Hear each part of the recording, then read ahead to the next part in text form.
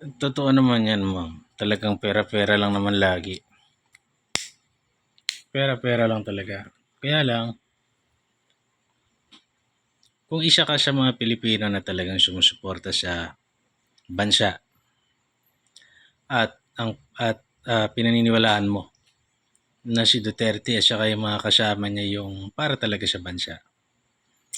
Ako, ang gusto ko sana mangyari, lahat ng Pilipino mag-vlog, magbigay ng opinion sa politika, sa buhay, katulad ko. Lahat kayo.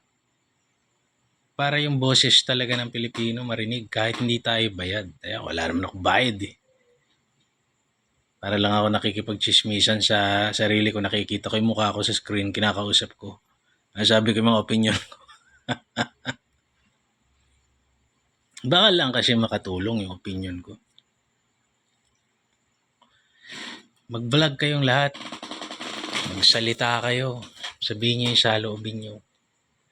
Kasi bawat paniniwala ko kasi sa isang demokratikong bansa na may social media, gagamitin ng mga mayayaman lagi. Lulunurin yung katotohanan, yung public opinion, yung polls, at polls. Yung polls, yung mga online voting, and yung pulso ng tao. Nilulunod sa mga komento ng mga trolls.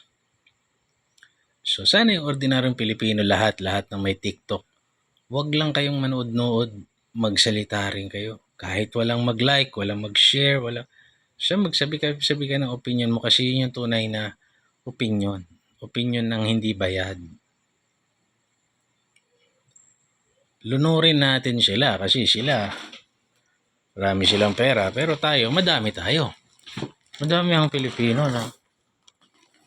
na-appreciate yung ginawang kabutihan ni Duterte.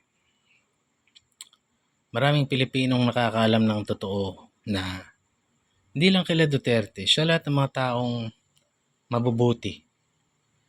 Nabibigyan sila ng pugay. Kung may kilala kang kapitbahay na naging mabuti sa'yo, naging bayani, pasalamatan mo sa social media. Hindi lang sa personal, pasalamatan mo siya, bigyan mo sila ng pagkilala para hindi naman yung mga politikong putang inang yan, nagagawa-gawa lang sila ng kunwari, may ginawa silang mabuti, tapos paparangalan nila yung sarili nila, mga putang ina, di ba?